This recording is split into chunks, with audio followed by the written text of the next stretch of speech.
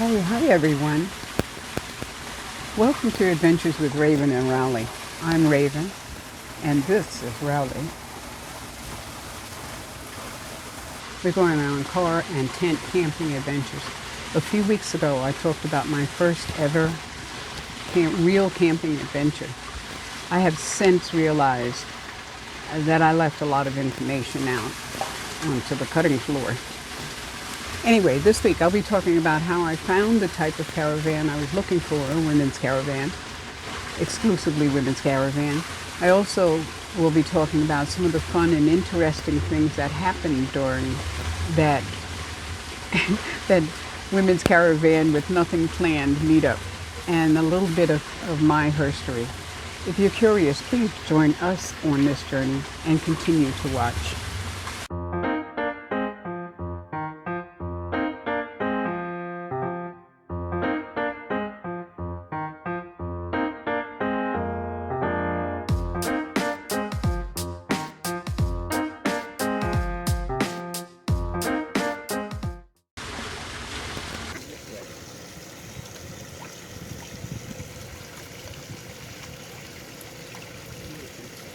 I don't believe that it's any safer out here in the world, in the middle of the desert, by yourself or whatever, in the boondocks, in the national park, wherever. I don't think you're any more safe than if you were in your apartment. In my RV, since I've been in an RV, in the Class A and the fifth wheel now, living wherever I feel like I have never once had a problem. Not one. People were wonderful. And all of those people, all those wonderful people were outside of a city. I mean, some of the people were beyond help. For instance, I was driving cross country in that in that Class A that was falling apart as we were driving along. And I stopped at one place. We thought that it was a garage. It was bizarre. They had a huge sign outside that says garage, you know, repairs, they fix RVs, trucks, blah, blah, 18-wheelers, you know, the whole deal. So we got there like on a Sunday. I figured, okay, they're going to open on Monday, so we spent the night. Oh no, we got there on a Saturday, so we spent 2 nights. Come Monday, somebody comes by and says, oh, that place has been closed for years. I said, oh man. So, okay, so I'm trying to call insurance or somebody or the other, and it's just not going through. For some reason, the phone wasn't working. So I go into a convenience store nearby, and I ask one of the people there if I could use their phone because my phone isn't working. This woman hands me her iPhone from behind the counter. She just hands me the iPhone. I start making a call. I'm sitting down. I'm talking to insurance. I'm talking to this one and that one. There for half an hour talking. I come back to give her her phone. She went to lunch. She just left with me with her iPhone, assuming that it was going to be there when she got back, which it was, of course. But wow, you know, I mean, wow. Yes, it was wonderful. But anyway, so onto the caravan. I don't feel afraid. When I was, the funny thing is, at the caravan itself, it never even occurred to me to be afraid. I think I had butterflies in my stomach driving out the door for the first time to go meet with this group of women. But after that, it just disappeared. The fear disappeared. There was nothing there, you know. It was its excitement. I had anxiety because I have anxiety. I had anxiety about meeting all of these people, trying to remember names, which I never could do. I think I got 2 or 3 of them I actually really remember. I mean, we all talk the funny jokes about how we can't remember it. You know, I'm sorry. What did you say your name was? And I know you just said it 2 seconds ago, but, you know, that kind of thing. And I thought, well, maybe we should wear name tags, but basically we were in a very public place. I mean, anybody had the right to come and park their rig right dead smack in the middle of this group of women.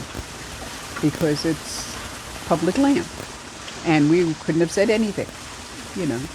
I mean, it wasn't like, I mean, usually when you see people wearing name tags and things, they're in a ballroom or someplace like that, closed, confined space. So I don't think that would work. But we had a great time. They had things like bring your own dinner to the campfire. Well, that's, to me, I think that's hot. That's terrific. That's better than a potluck, because you always make too much. You don't know what anybody can eat. You don't know what's in the pots. You don't know how clean a cook they are. Any of those above. But the thought was, because of the COVID and distancing and all that kind of stuff, everybody just bring your dinner. We were going to meet at 6 o'clock in front of at the fire, 5:30, whatever it was, and let's have dinner together, which was terrific. I think people ought to do that more often. And then, of course, there was the night with the unicorn. One of the women dressed in a full body unicorn outfit. Rowley went crazy. He thought that was just terrible. I mean, he barked and he barked and he barked. But she was dancing around the fire, talking to people with this pink and blue and yellow unicorn body. It was cool. Oh, and then there was, oh my goodness, let me see. There was gifts. I went to one campfire circle one night, and the woman was passing around a case, little jewelry case. And she said, everybody take one. So you had your choice of charms that she was giving out that you could take. This one, I chose this one. Oops, there it is. Let's get the right side. It's too cool. I mean, and then none of these things that I expect, We played games, like if you've ever been to a corporate meeting, retreat, or whatever, they play these get to know you games kind of things. There's an inner circle, talk to the outer circle, and vice versa. It was fun. It was a lot of fun. And it was extremely restful. We'd get up in the morning. I got up anyway. I would wake up when the sun came up, and I want you to know, in a tent, the sun comes up. The first morning I had real problems trying to open my eyes. After that, I learned to duck my head under the covers and come out slowly, But everybody would seem to kind of be walking, fixing things outside their rig, doing stuff, somewhere around 7 o'clock in the morning.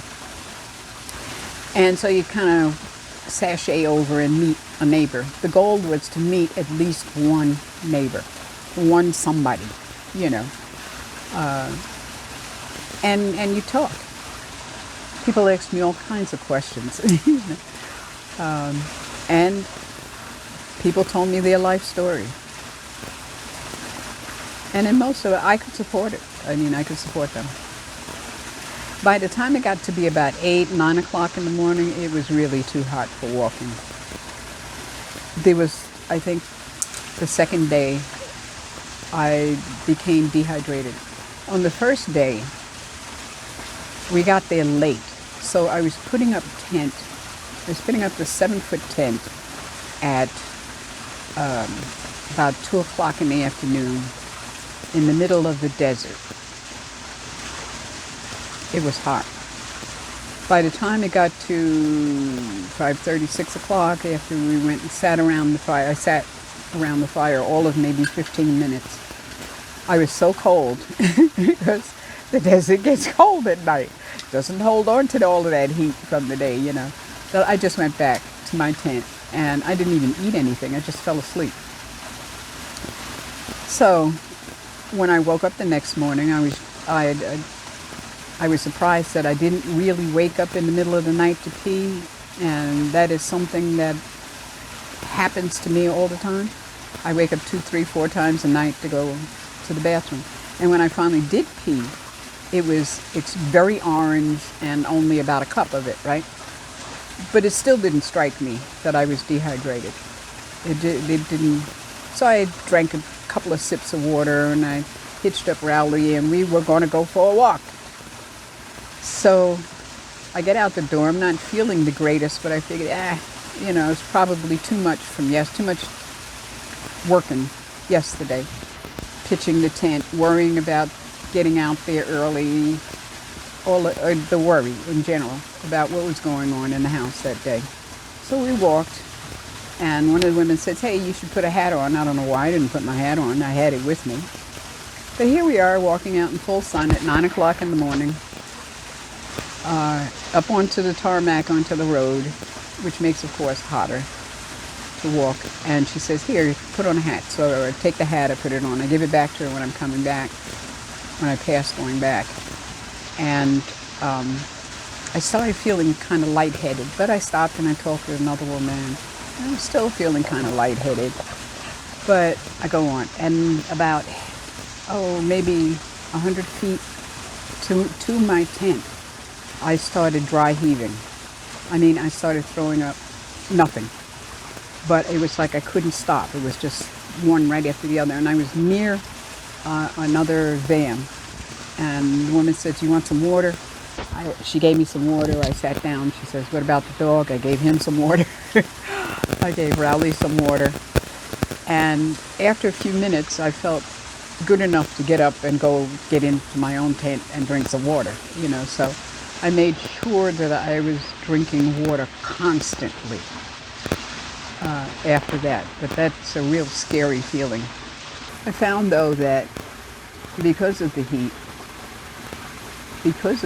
everybody was taking a siesta between around 2 and 4 o'clock. I figure, though, I should have set up closer to the cliff face in the west, because it was almost 6 o'clock before the shade hit the tent, and it was hot in there. If I had parked closer to the cliff around 4 o'clock, the shade would have hit the tent. But I wasn't ready to move it because it was a trip trying to get that tent put up. Not that there was anything wrong with the tent. It was the ground that was so very, very hard. Anyway, they had a free pile at this caravan. And out of it, I got a heater and a cover for like a mosquito net for my windows on my car. Anything else that was left over, anybody should know, anything that was left over that the women didn't take, didn't trade, didn't whatever, ended up at Goodwill, okay? There was a woman there that had no means of cooking. She was given a stove, she was given fuel, and she was given pots and pans. She had food, she just had no way of cooking it. It turned out to be a really healing, beneficial experience to me. So the Rowley report. I finally got an appointment for Rowley to have his shots. And I finally got part of his ownership transferred to me. It only took a year, I found out he's currently 6 years old. He's 2 years younger than I thought. I thought he was 8 years old. He's getting gray on the muzzle, I thought he was old. I thought he was 6 when I got him. He's also listed as Chihuahua, but I think he has a schnauzer, and so do most people who look at him, which makes Rowley a Chizer. I looked it up. Chizer, Chizer. There's got to be a better name than Chizer. I mean, he's a sweet dog. Rowley is no, I'll call him a Rowley. Anyway, there's a link for Chizer information below, okay? I got him a new collar too for his new rabies tag, and it looks good on him. So, thanks to those who bought me a cup of tea or a treat for Rowley. And please subscribe to Adventures with Raven and Rowley. Share the link and ring the notification bell. And don't forget to click on Show More to see the links in the description below. Blessed be. Take care of you and yours, okay?